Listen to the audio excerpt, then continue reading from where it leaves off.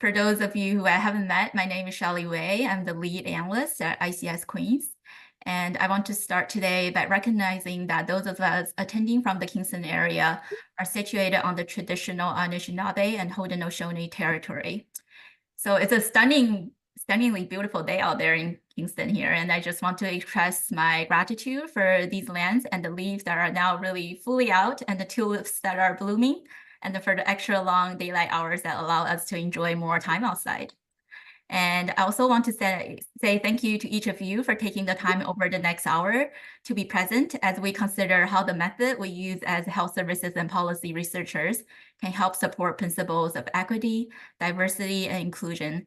And today, as we listen to Jonas present, I think it's particularly important for us to consider how the method can be applied to elucidate the pathways through which interventions and policies influence health outcomes across diverse populations. And so I'm very pleased to introduce Jonas Shellenberger, who is here with us today to share insights on mediation analysis and how it can be applied to our day-to-day research. Jonas is our research analyst here at ICS Queens. He served as a NICU, PICU, and flight transport respiratory therapist for 9 years in the United States before coming to Kingston to complete his master's in epidemiology at Queen's University.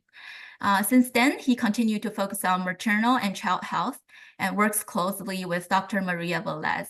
So his analytical areas of expertise include interrupted time series and mediation analysis. And I would just like to also take a moment to express my gratitude for Jonas' contributions since he joined our team 3 years ago. His dedication and expertise have greatly enriched our team, so we're very lucky to have him with us. So now I'm excited to hear Jonas's talk and learn more about mediation analysis myself.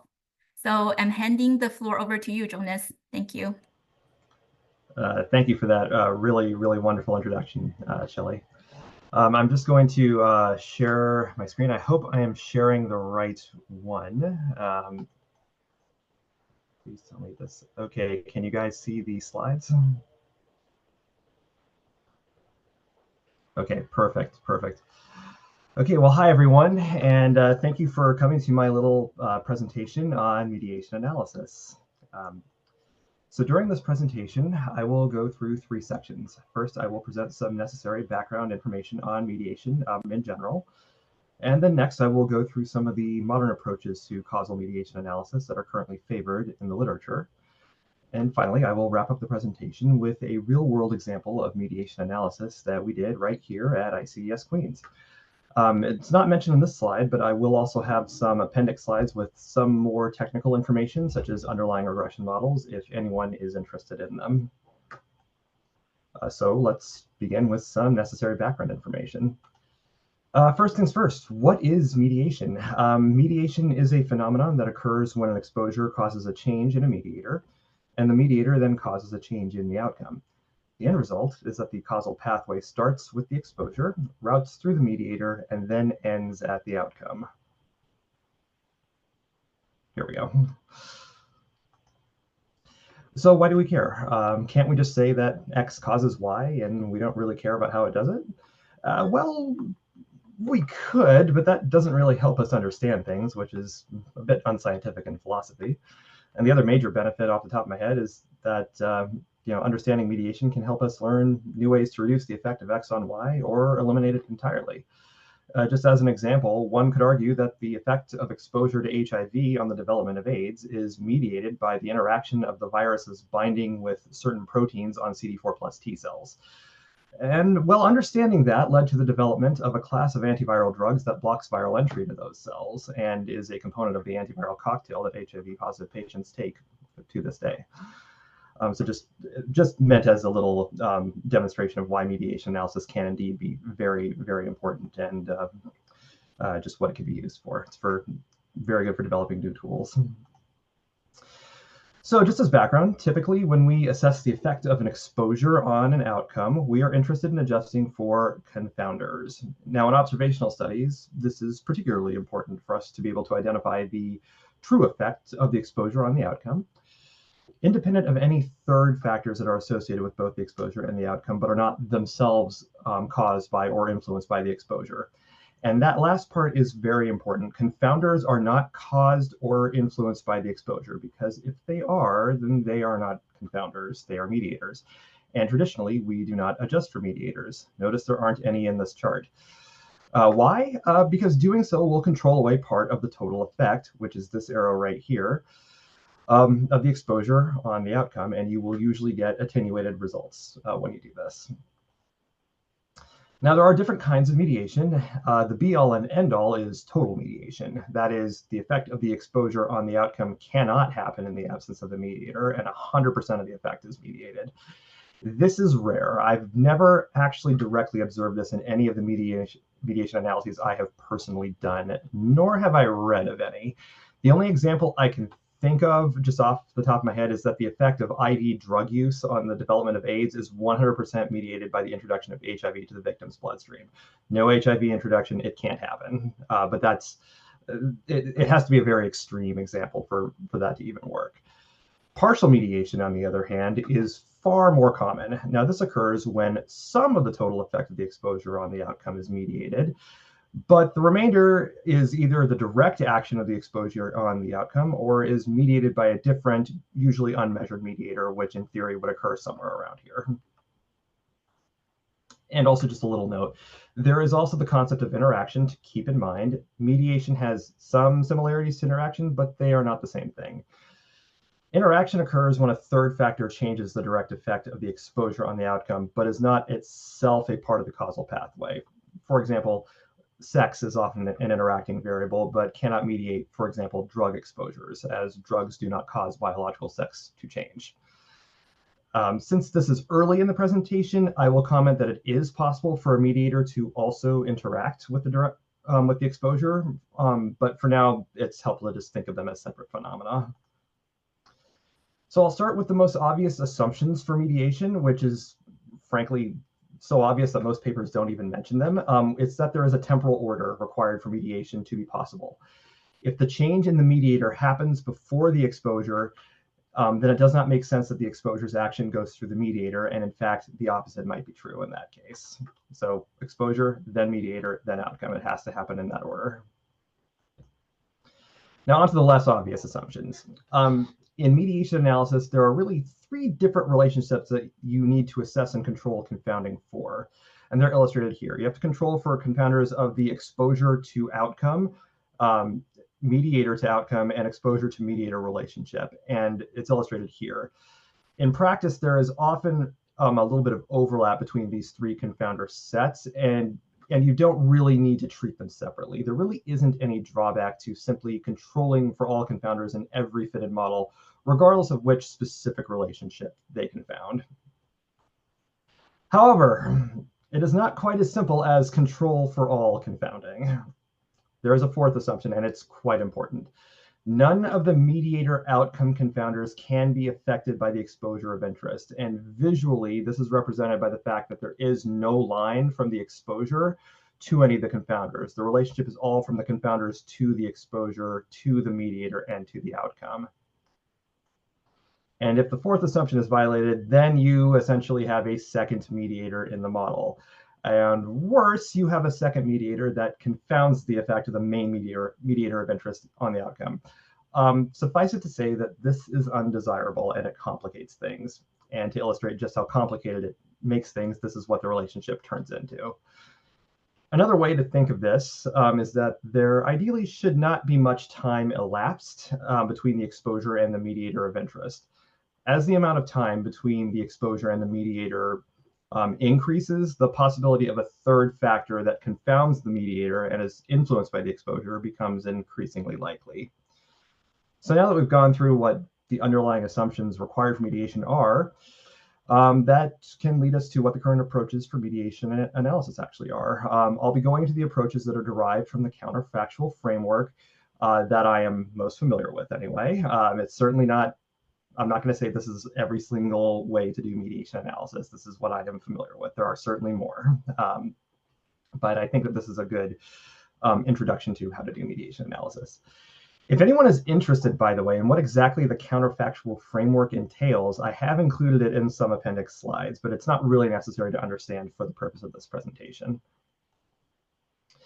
So historically and traditionally, mediation analysis was carried out in one of two ways, the difference method and the product method. The latter is also frequently referred to as the Barron and Kenny approach because it was popularized by a paper in 1986 by Barron and Kenny. Though they didn't actually invent it, they simply popularized it. Now, the first problem with the traditional approaches is that the difference method and the product method are only equivalent if both are based on ordinary least squares fitted linear regression models. They produce divergent results with other general linear models. Now, this then begs the question, which, if either, is the correct approach with logistic regression or other GLMs with a binary outcome? And the answer is, good question, it's unclear. The second problem is that traditional approaches do not allow for exposure-mediator interaction. It is impossible then to determine how much of the total effect is due to mediation versus interaction with either of the traditional approaches. And the last two criticisms are specific to the Barron and Kenny approach, and both are concerned with more or less the same situation. That is, sometimes the mediated effect can work in the opposite direction of the direct effect. In other words, the mediator can tend to be protective when the direct effect is not. Now, Barron and Kenny's steps insist on two particular criteria. First, they insist on the total effect between the exposure and outcome being statistically significant. And two, the coefficient for the direct effect must be lower in absolute value than that for the total effect. In other words, the direct effect must be weaker on the absolute scale, in either direction, than the total effect is. And both of these criteria can fail when the mediated effect works in the opposite direction of the unmediated effect. In fact, if the mediator is quite common and protective, then the average total effect in the population may well be zero. In this case, one would almost certainly fail to find a statistically significant total effect, and effectively any direct effect would in fact have a higher absolute value than the total effect coefficient. In other words, under the Barron and Kenny approach, one would conclude in error that there was no mediation in this circumstance when in fact the opposite is true. So now that I've identified why the counterfactual framework is now applied and preferred over these traditional approaches, let's go into it. So from this point forward, I will be using these terms repeatedly, and it's important to understand exactly what they are. The total effect is just that. It is the sum, or the product, depending on the underlying analytical model choices, of the mediated and the unmediated effects of the exposure on the outcome. This is what you would observe in a traditional regression model that does not adjust for any mediators. The direct effect is the unmediated effect. It is the effect that the exposure directly exerts on the outcome. The indirect effect is simply the mediated effect. So mediation analysis works by decomposing the total effect into different sub-effects. And the first thing I'm going to talk about is the controlled direct effect. This is the difference between the effect of the exposure on the outcome if you hold the mediator constant at some value. Out of all of the effects, this is the easiest one to obtain. You only need to meet the first two assumptions that I mentioned, which is control for the exposure outcome and mediator outcome confounding. Exposure mediator confounding, you don't really need to control that effectively. You can still get this. You can also still assess it if the fourth assumption is violated, provided you use the appropriate method. This is a particularly useful effect to study for policy initiatives, looking at reducing the impact of exposure on a population indirectly by targeting the mediator. For example, you could use this to gauge the efficacy of holding access to automated external defibrillators at a high level in the community to reduce the impact of acute MI in community settings on death. Another example would be evaluating the effect of providing free school lunches to reduce the impact of food insecurity on child health outcomes. The controlled direct effect would be useful for both of those because you would then be able to set AED access or school lunches to whatever value you would like and then see what happens. Keep in mind, though, this effect is not useful for determining how much of the total effect is due to mediation versus interaction. Now, the natural direct effect is a little bit different. In this case, you are still holding the mediator at a fixed value, but you're not really choosing the value yourself. Instead, you are holding the mediator at the value it would naturally be at in the absence of exposure. Then, holding the mediator at that level, you evaluate the difference in the effect of the exposure on the outcome between exposed and unexposed levels. If the exposure and the mediator do not interact, then this is the same as the controlled direct effect. And the aim of the effect is to assess how the exposure naturally works. If the mediator is left unrestricted in its natural state, to do what it pleases. It is a description of how the relationship works in the absence of any intervention. And while this effect may be a little more perhaps esoteric in how one thinks of it, it is a bit more useful for other analyses. In particular, it can be used both to estimate how much of the total effect is due to interaction versus mediation, and it can also be used to calculate a summary measure of how much of the total effect is mediated, and this summary measure is called the proportion mediated. Finally, there is the natural indirect effect. In this case, you're not holding the mediator at a certain level, you're holding the exposure at a certain level, specifically the exposed level. Then you set the mediator at the level it would naturally assume given the exposed state. And then you evaluate the outcome in the exposed, when exposed versus the outcome when you're unexposed, still holding the mediator at that level. If the natural indirect effect is 0, then we fail to find evidence of interaction or of mediation. As a minor note, there is generally no controlled indirect effect. This is the most important thing to look at in my experience. If there is no natural indirect effect, no mediation. If there is, there is. It doesn't matter what the other effects are. This is what you want to focus on the most if you're just trying to identify whether any mediation is present. Finally, you can compute the proportion mediated. This aims to express how much of the total effect is due to mediation in a nice single number. And while it can be a nice summary measure, it also does have some pitfalls. You should only ever use it if both the indirect and the direct effects have the same sign, meaning either both are positive or both are negative. Otherwise, you will end up with nonsensical proportions because you will end up dividing by a number very close to 0. And therefore, you will get a proportion possibly greater than 100%, or in some cases, much greater. The highest I found was nearly 1,000% in my experience. I should also point out that a large proportion mediated is not sufficient evidence to conclude that there is mediation by itself. The proportion mediated is based only on the point estimates for the effects given and ignores whether you can conclude that the indirect effect is detectably different from 0. This is why generally I rely on the indirect effect estimate and the statistical significance thereof to determine if mediation is in fact present. That said, if the above assumptions are all met and the indirect effect is statistically significant, then the proportion mediated does actually do a very nice job of quantifying the extent of mediation. Okay, back to interaction. So far I've largely treated mediation and interaction as separate concepts. The reality is it's a little bit more complicated. It is in fact possible for a mediator to also act as an effect modifier. Fortunately, there is a way to identify roughly how much of the total effect is due to interaction and how much is due to mediation. It's called a 4-way effect decomposition. This type of analysis gives you these 4 effects, and the total effect is the sum of all 4. As for how to interpret these effects, here they are. The controlled direct effect in the context of a 4-way decomposition is just that. It's the direct action of the exposure on the outcome, independent of mediation or interaction. It happens no matter what. The remainder of the effect is separated into the effects due to mediation alone, which is the pure indirect effect, the effect due to interaction alone, which is the reference interaction, and then there's this wishy-washy effect known as the mediated interaction. This is due to both mediation and interaction, and personally, I always hope that I see a mediated interaction that is 0 or nearly 0, because it means you're uncertain about it if it's not.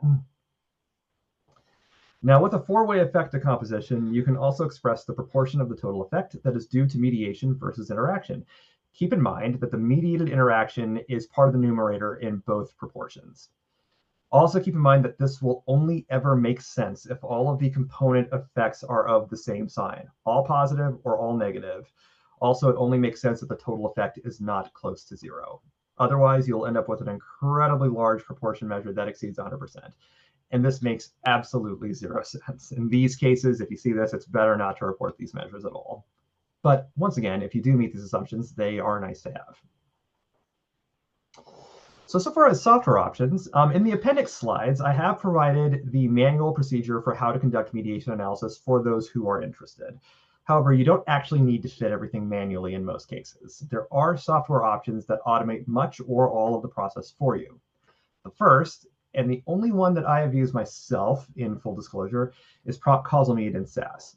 This procedure is capable of assessing mediation in all formats discussed and has recently been extended to time to event outcomes as well.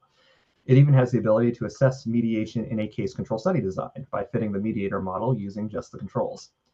It can also perform a four-way effect decomposition and estimate standard errors and confidence intervals using both the parametric delta method and the non-parametric bootstrapping method. Keep in mind, though, if you're using a complex survey design, then Proc-Causal-Mead's automated bootstrapping will fail to take that into account and will yield biased standard errors. It's best to just use the delta method standard errors in that case if you're using Proc-Causal-Mead. It's also unclear if Proc-Causal-Mead will work on data that has had missing values imputed using multiple imputation. It does have a by statement option, so theoretically it should be able to. Even so, I would not recommend using automated bootstrapping in this case, because it will take a very, very, very long time to run, and you will almost certainly run out of system resources before it finishes. Perhaps unsurprisingly, R also has a package for mediation analysis. It's called, fittingly enough, Mediation. I have never used it, but the documentation provided supports nearly all the same functionality that Proc-Causal-Mead has. I was unable to find an effect decomposition, but that's not to say it's not capable of doing it. Rather, it's to say that my cursory glance through the documentation failed to detect any mention of the exact phrase effect decomposition. Python has an option for mediation analysis too. It's provided in the stats models library. That said, the documentation for this function is sparse, to put it nicely. And I'm not totally sure that it's as comprehensive as the available options in either SAS or R. Stata and SPSF also appear to have options available, but buyer beware, I have not investigated these beyond simply being able to say that they exist. So while I focused most of this presentation on the mainstream double regression model approach to causal mediation analysis, it is not the only approach. One that I have actually used is the marginal structural model approach invented by Lang et al. This approach calculates weights and then applies them to estimate natural, direct, and indirect effects. Note that it does not estimate controlled direct effects that I know of anyway, and there is also some debate in the literature about the appropriate way to estimate standard errors, which is robust standard error versus bootstrapping. Structural equation modeling is frequently used in the psychological sciences and does come with some attractive advantages. Notably, you can assess the effect of multiple mediators simultaneously in just one model. However, it also requires even stronger assumptions than the counterfactual framework, and these often fail in biomedical applications. Just be aware of that. The last genre of approaches that I know of are simulation-based approaches. These are very computationally intensive, but they are also very attractive in their flexibility. From what I've read, they can be adapted to virtually any scenario. I've provided a reference to them here. I'm sorry to say that I've never actually done this myself, so I don't really feel like I am in a position to really expand on that much more than this, but they do exist.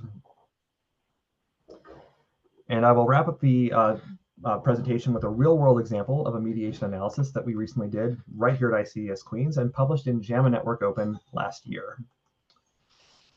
The overall purpose of this study was to examine the effect of maternal infertility treatment on the risk of an autism spectrum disorder diagnosis in the baby. To do this, we examined all singleton and multifetal deliveries in Ontario over a 12-year period. The exposure was categorized into 4 different levels, with deliveries to untreated fertile women as the referent category for most analyses. The outcome was a diagnosis of autism spectrum disorder in the baby at age 18 months or older, and we analyzed this using a time-to-event approach. Now here I have all of the mediators of interest, and we had quite a few, and I'm presenting this in the rough chronological order that they would have likely occurred. The only 2 that I can really be sure of is that multifetal pregnancy almost certainly would have occurred first, and severe neonatal morbidity absolutely would have occurred last. The single biggest thing that I really need to point out is that the exposure, which is infertility treatment, is possibly causally related to all of these mediators, and that all of them likely affect each other to some extent, though the direction of the causal pathway will vary between different pairs of mediators. So just before I even go into the results, this analysis was challenging for a few reasons. We had multiple mediators of interest that were all causally linked to each other, which made simultaneous analysis impossible using most available methods because of the violation of the 4th assumption that I mentioned previously. We also had a software limitation at the time. Proc-Causal-Mead had not yet been updated to analyze time-to-event outcomes. And finally, we had multiple observations at the level of the mother, and thus the data was clustered. Our solution was to use the marginal structural model approach by Lang et al. That I mentioned. We opted to analyze each mediator separately and acknowledge that any mediator could have its own effect mediated by any subsequent mediator, and we use a robust standard error to deal with clustering. So first, the traditional result, is there an association at all between different infertility treatments and time to an ASD diagnosis? And the answer is yes. All of them increase the relative hazard of an ASD diagnosis at 18 months or later, relative to a child born to a mother without infertility. However, we were unable to detect a difference in relative hazard between any of the infertility treatments in any of our sub-analyses. It was just all in reference to birth to a fertile mother. Okay, so now into the actual mediation. Here we have the first two main mediators and also the two subcomponents of the C-section mediator itself, which is preeclampsia, C-section, and different types of C-section. You can see that we only found evidence of mediation in the in vitro fertilization or intracytoplasmic sperm injection fertility group. That's the most invasive group. And we only saw it for these mediators really here, here, and here, in cesarean birth, planned cesarean birth, and unplanned cesarean birth.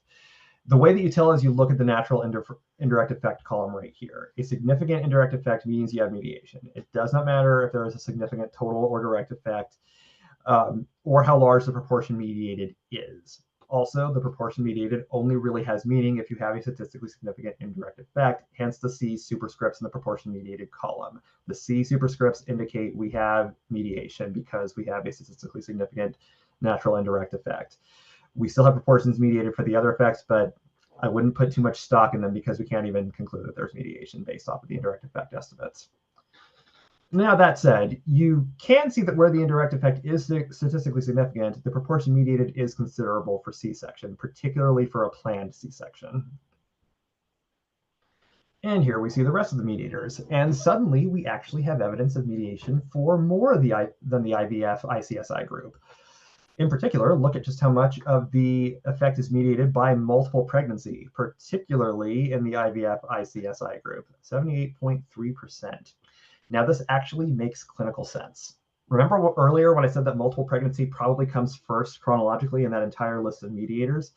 That means that the mediator most likely to account for the largest proportion mediated out of any of the other mediators is the first one, and that's multiple pregnancy,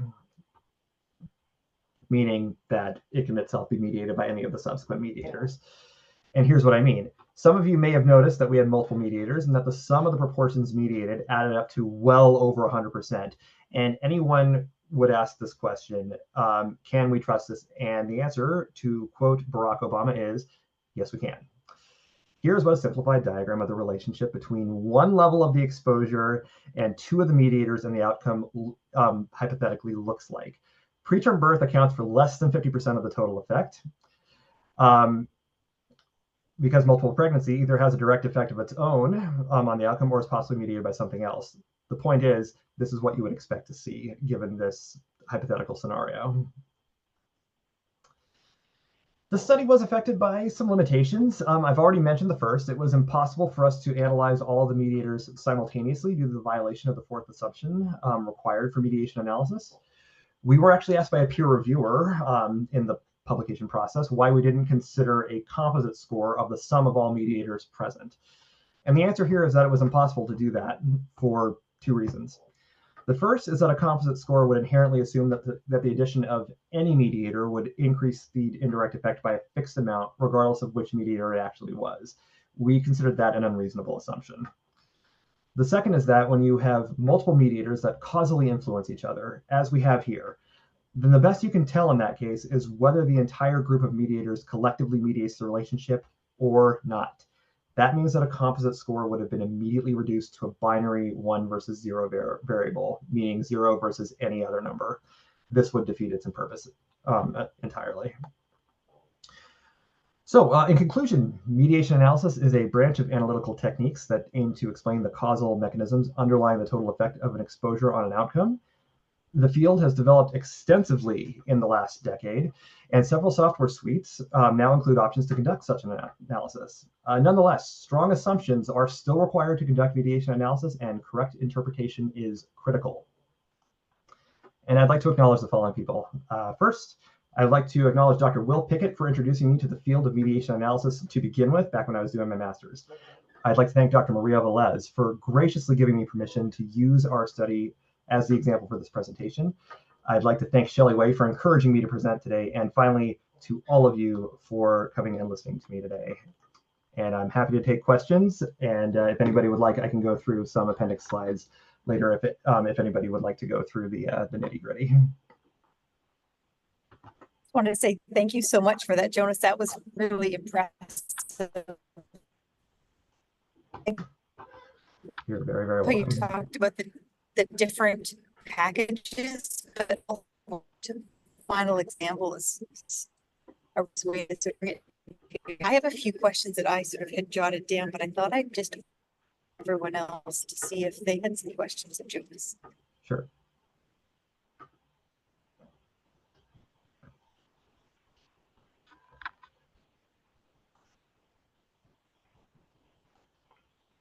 So I'm going to be embarrassed and embarrass myself slightly at my lack of knowledge.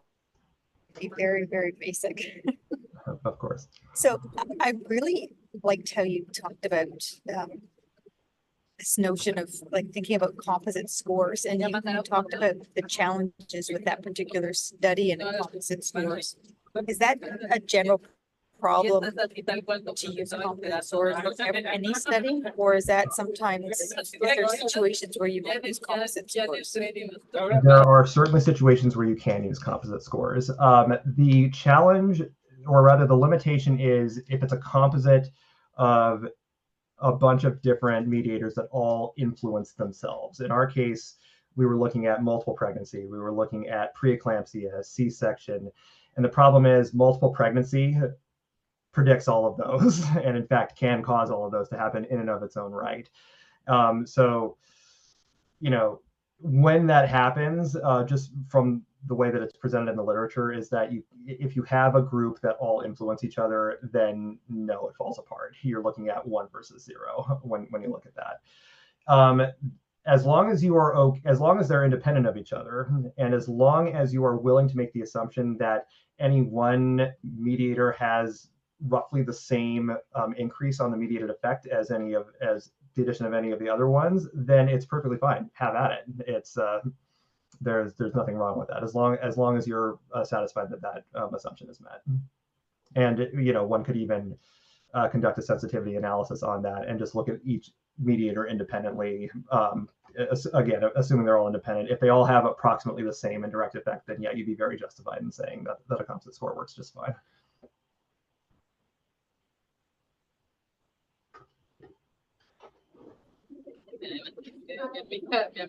Now I know also that you haven't had experience necessarily with anything with SAS, but from your experience, like, do you think it's worthwhile would it be worthwhile to try different approaches, like different software packages? I mean, yes, just from an administrative standpoint, R is free. There's that. I would point out, though, that the reason why I like SAS so much is because it does everything like on a pure technological level. It does everything on a hard disk. R and Python, I'm not so familiar with SPSS or Stata, but I know that R and Python both do everything in random access memory, which isn't really a problem if you have a reasonably sized data set. If you have millions of observations, though, then almost certainly you'll run out of system memory and it won't finish.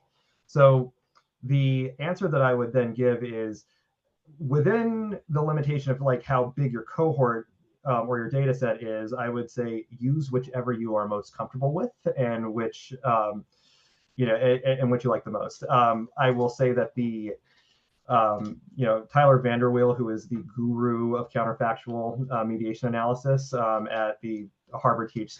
Chan School of Public Health, highly endorses both R and SAS, to the point that he has provided code samples for both. So at the very least, if it comes down to those, I would say use whichever one you like the most. As long as it runs, it runs.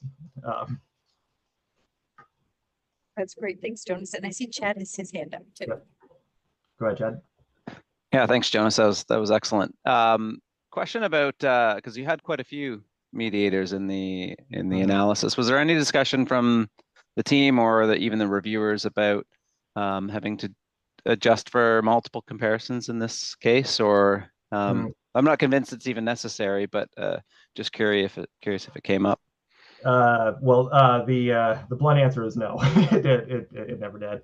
It is a good point though, and when you look at how weak some of the indirect effects are, then yeah, I think that you would be justified in pointing that out for sure. But yeah, to answer your question, no, that didn't get brought up. Cool. Thank you. Thanks, Chad. Does anyone else have any questions of Jonas? I just want to say these are all going to be recorded, which is wonderful, just because I think this is the fourth Methods Monday this year, and I'm just thinking we've got a really nice set of modules that we've created here.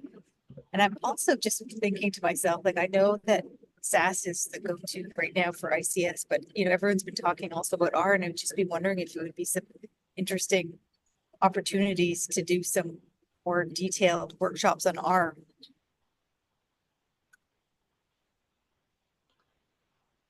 I mean, I think it would certainly be worthwhile. Unfortunately, I'm not a really good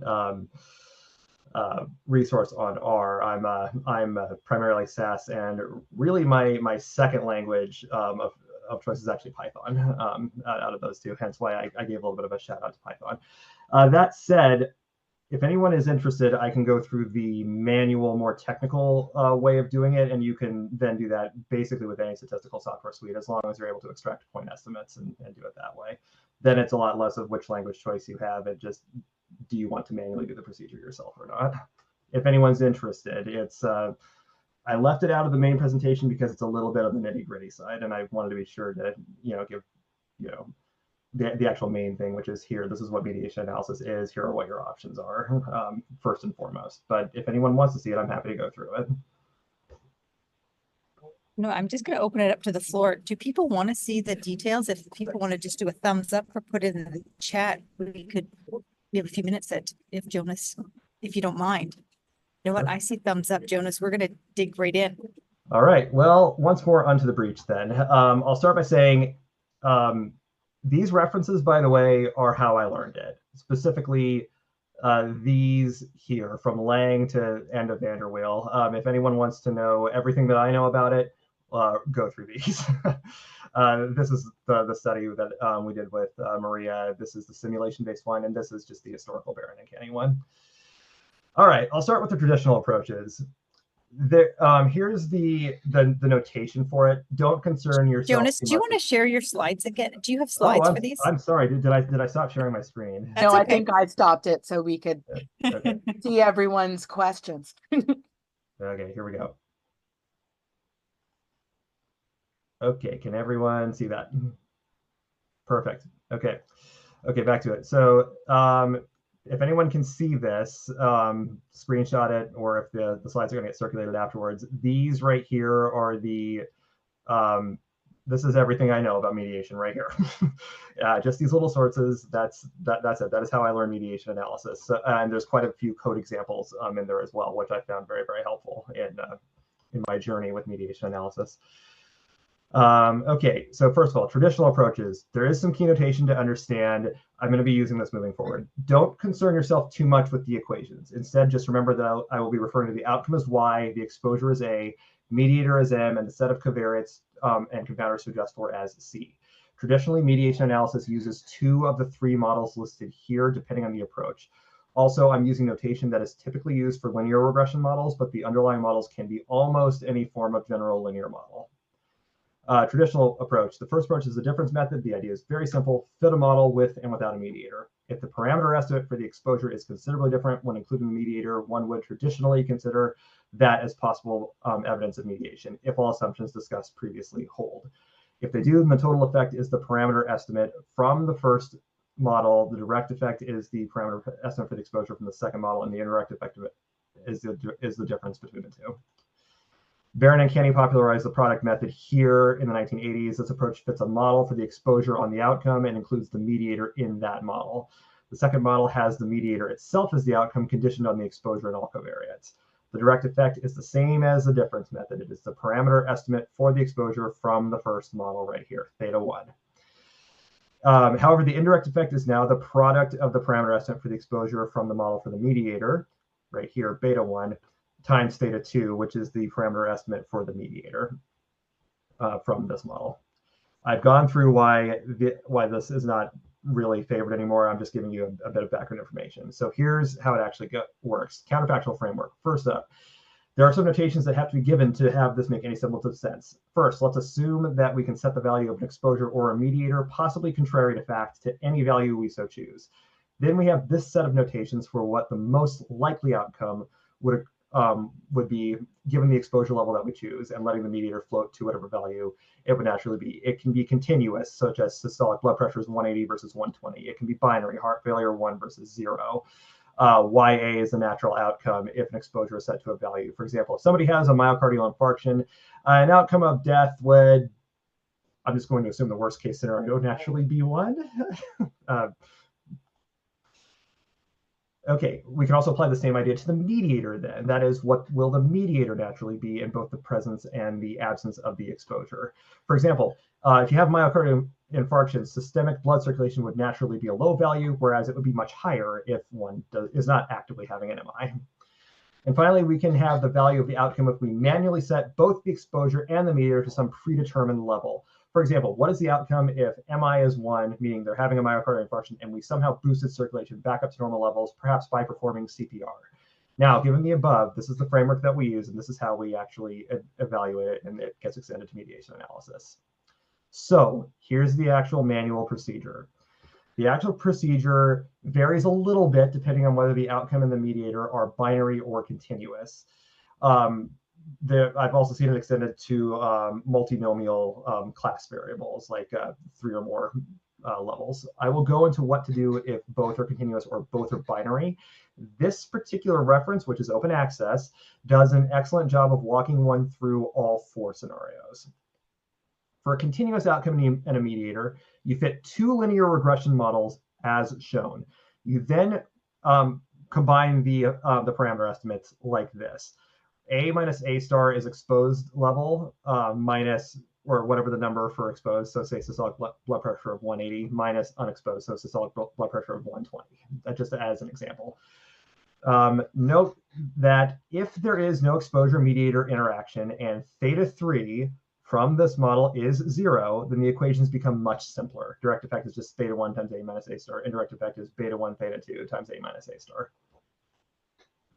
For a binary outcome in mediator, you will need to use a couple of general linear models. I have described them as logistic regression models here, but in practice, you can use almost any log linear model. My own master's thesis used Poisson regression for both, for example. Note that the estimates of the direct and the indirect effect estimates will now be on the odds ratio scale if using logistic regression, or the rate ratio scale when using most other GLMs. There's also a lot of exponentiation that goes on, and the notation I used previously, which is A star is unexposed, A is exposed, M is just the variable for the mediator, and C is the set of covariates. Okay, so now it comes down to standard errors and confidence intervals. The preferred way of doing it if you have a small sample is to bootstrap. And this is more of a primer on bootstrapping in general than specifically to mediation analysis, but it's worth going through. Resample the original cohort with replacement. 1,000 to 2,000 resamples should be more than sufficient. Often you can get away with 500. Be sure to replicate the original sampling strategy. In other words, if you originally sampled using a 2-stage cluster sampling strategy, sample the lowest level cluster first, then sample the second level cluster, then randomly sample if there was random sampling of individual participants at the level of the second cluster. And if it's a cohort study with repeat observations, keep all observations for each resampled participant. Run the same series of models as previously described on each resampling, each replicant, and then combine the coefficients again for each replicant as described to get a point estimate for each effect for each resample. Your 95% CI is the 2.5th and 97.5th percentile value of the distribution of point estimates among the the resamples, and the estimate itself is the point estimate computed from the original sample. There you go. Delta method. Okay. I calculated this manually for my master's thesis. Don't do it. Trust me, you don't want to. You will. It took me months. It's not a good idea. I would highly, highly recommend that you just use bootstrapping if at all possible if you're doing it manually. But if you insist, there is a method for computing it based off of covariance matrices in the online supplement to Valerie and Vanderwill 2013 in the references slide. If you see that, if the slides get circulated afterwards, this is actually a clickable link. And that would be it. That's the Hey, Jonas, nitty-gritty. that is impressive. And I'm impressed that you did manual calculations. Yeah, there was, I didn't do it because I wanted to. I did it because I had to. I'll put it that way. True confessions. That's excellent. Well, I appreciate you doing that extra just because it's recorded so people will have a chance to take a look at those level of details. Yeah. Well, I'm glad that that you liked it. I hope at least somebody out here finds it useful. I would also like to thank, by the way, I don't think I put Maya Jerbua's name into the acknowledgements, but I really should, for graciously looking through my slides and listening to me practice and giving me some ways that I could possibly improve them a little bit. So thanks, Maya. Thanks so much, Jonas. I don't have any other questions. I don't know if anyone else has a final question for Jonas. Jonas, thank you so much. Really, that was incredible. And I appreciate all the work you put into it and your example and all of the references you've given us. Okay, well, you're very, very welcome. Thank you for listening to me, everyone. Yeah, no, really great. Thanks. And that's our fourth final Methods Monday of the year. So that was an impressive end for the season. And Sherry will have them all recorded and up on YouTube. Thanks, Jonas. Thanks, everybody. Thank you.